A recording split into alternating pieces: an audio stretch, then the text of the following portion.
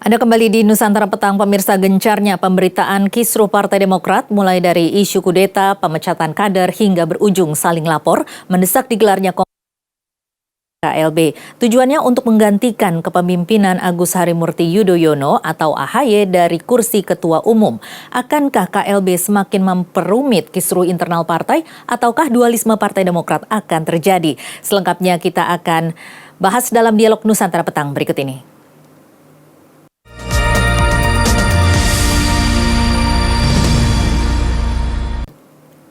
Pemirsa, kita sudah bersama dengan Pak Karyudi Sutajaputra, analis politik konsultan dan survei Indonesia. Selamat sore Pak Karyudi.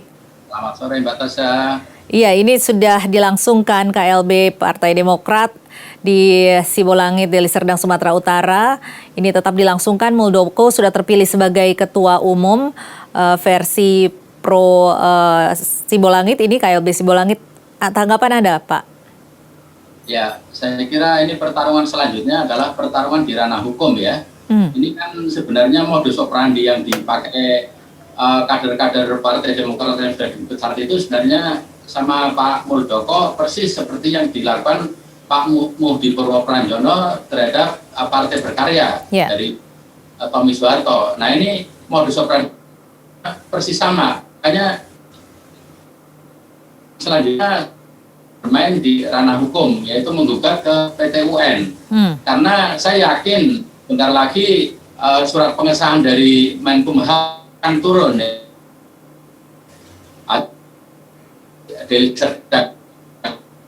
Ini makanya pertarungannya sebaiknya dibawa ke ranah hukum. Karena kalau hanya berbicara pada masalah politik kan selesai, karena di belakang Muldoko ini sangat kuat ya. Saya yakin ini pemerintah melakukan pembiaran. Artinya apa? Ketika pemerintah melakukan pembiaran berarti pemerintah setuju bahwa diadakan KLB ini. Makanya selanjutnya adalah bertarung di ranah hukum dengan menggugat ke PT UN, dan jurisprudensinya sudah ada dilakukan oleh Tommy Soeharto terhadap Muhdi PR. Nah, kalau hakim-hakimnya objektif nanti juga akan sama, yakni dikabulkannya gugatan AHY, sehingga nanti kepengurusan Pak Muldoko akan ilegal begitu. Tetapi sebenarnya memang sah-sah saja kan Pak dilakukan KLB jika memang sudah memenuhi quorum, yakni 2/3 pengurus DPD dan setengah dari pengurus DPC. Nah kalau ini mereka tentunya juga sudah memperhitungkan hal ini karena mereka juga tidak bisa meresikokan keabsahan dari KLB. Artinya mereka yakin sekali bahwa saat ini KLB yang diselenggarakan ini sudah memenuhi quorum. Ini artinya sudah dianggap sah begitu ya KLB-nya. Bagaimana dampaknya dengan kubu AHY sendiri? Nah ini kan baru klaim sepihak ya. Kalau kita lihat konferensi persnya AHY kan apa itu utusan-utusan yang dari daerah misalnya membawa surat kuasa itu mereka pastikan palsu dan mereka akan menggugat ke ranah hukum. Jadi ada dua sisi dua pedang bermata dua, yang satu menggugat ke PT UN, yang satu secara pidana berupa pemalsuan katakanlah stempel maupun tanda tangan. Karena walaupun secara politik maupun secara demokrasi ini boleh-boleh saja menggelar KLB, yang penting ADART adalah 2/3 atau mungkin setengah plus 1, tetapi legalitasnya secara hukum patut dipertanyakan ketika mereka itu bukan utusan resmi dari DPC maupun DPD. Nah tadi AHY dalam konferensi persnya sudah memberi syarat bahwa itu yang datang ke KLB itu bukan utusan resmi, bukan pemegang mandat dengan stempel atau surat kuasa dari DPC. Nah ini yang perlu digarisbawahi di situ Mbak ya. Ini kalau misalnya memang akhirnya mengajukan ke ranah hukum, ada sebagian kalangan yang menyatakan bahwa ini akan justru memperumit masalah. Apakah tidak ada kemungkinan untuk islah nanti ini? Kalau melihat islahnya saya kira sulit Mbak. Masing-masing pihak sudah adu otot ini ya. Kita lihat tadi AHY kan juga dalam konferensinya keras. Cuma ketika menjalankan menghadapi, dia akan menghadapi ini kubu yang Pak Muldoko ini, tapi nanti di lapangan akan dia atau nanti akan lembek, akan di lapangan. Cuma saran saya, proses politik ini ketika Pak Muldoko ini didukung oleh kekuasaan sulit untuk mengalahkan dia. Tapi makanya harus ke ranah hukum, yaitu menggugat ke PT UN satu sisi lain tadi keabsahan surat yang barangkali dipalsukan juga kalau memang ada pemalsuan bisa dilaporkan ke Barreskrim kan, saya kira seperti itu. Iya, kalau nanti kira-kira setelah kalau tadi Anda mengatakan bahwa ini sepertinya didukung oleh pemerintah karena pemerintah sepertinya melakukan pembiaran begitu ya, pembiaran atau diam saja ini sama saja dengan dukungan ataupun adanya intervensi dari penguasa saat ini yang pemerintahan saat ini yang sedang berkuasa. Nah, ini dampaknya sendiri berarti kemungkinan akan bisa melengsarkan AHY begitu, Pak?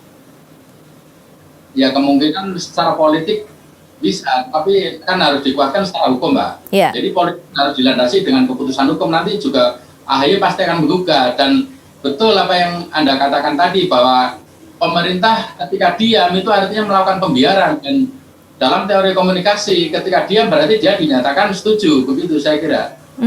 Nah ini kalau ini kita berandai-andai dulu begitu ya Pak Karyudi, kalau seandainya nanti akhirnya secara hukum ini dimenangkan oleh kubu Pak Muldoko, kemudian ini Pak AHY ini bisa dilengsarkan, ini akan seperti apa nanti?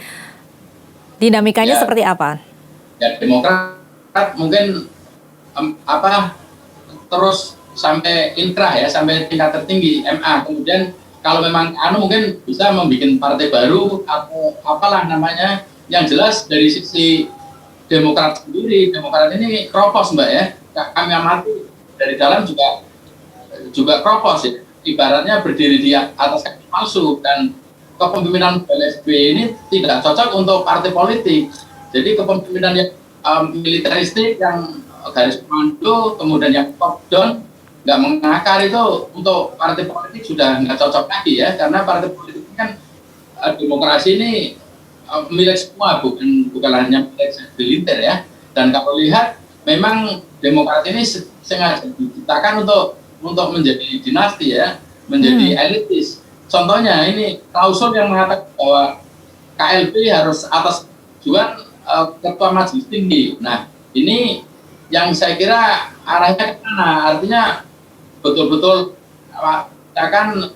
katakanlah center point di situ Pak SBY sebagai tokoh sentral di Demokrat, dan ini susah untuk menggesernya. Makanya mereka yang merasa terzalimi itu mencari jalan keluar dengan katakanlah minta dukungan dengan pihak eksternal, yaitu pemerintah. Dan ini pemerintah saya lihat sudah main kayu ya, walaupun tidak secara eksplisit, sudah main kayu seperti yang dilakukan terhadap Partai Berkarya. Nah, ini untuk ke depan mestinya pemerintah tidak boleh lagi seperti itu. Saya kira begitu. Ini iya, berbicara mengenai dukungan pemerintah seperti yang Anda katakan tadi, ini melakukan pembiaran atau dukungannya secara tidak langsung. Mungkinkah nanti pemerintah akan melakukan intervensi atau memperlihatkan dukungannya secara langsung? Nanti itu dengan langsung dalam bentuk surat dari Menkumham untuk mengesahkan hasil KLB ini, Mbak. ADAR maupun pengurusannya ini akan disahkan oleh Menkumham. Saya yakin 100% bahwa Menkumham akan mengeluarkan surat ini. Makanya pertarungan selanjutnya saya sarankan bagi AHY untuk bermain di ranah hukum ya. Apa yang seharusnya dilakukan AHY mulai saat ini? Mulai saat ini adalah mendata siapa-siapa yang menjadi utusan, siapa-siapa yang terindikasi menggunakan surat palsu atau tanda tangan palsu atau stempel palsu, ini ranahnya ke Barreskrim ya. Kemudian yang katakanlah hasil KLB ini digugat ke PT UN. Sepanjang itu Menteri Hukum sudah mengeluarkan surat. Nah kalau surat itu sudah keluar, silakan digugat ke PT UN, dan itu jurisprudensinya sudah ada. Itu yang dilakukan oleh Tommy Soeharto ya, untuk kata menggugat hasil KLB-nya. Partai yang kemudian melahirkan Mudi PR sebagai ketua umum, Mbak. Iya. Dan kalau hakimnya mau objektif ya hasilnya akan seperti itu juga. Bahwa Muldoko akan dinyatakan ilegal nanti. Baik, baik Pak Karyudi, nanti kita akan lanjutkan lagi perbincangan ini, tetapi kita harus jeda dulu. Pemirsa tetaplah bersama kami, Dialog Nusantara Petang akan kembali usai jeda berikut ini.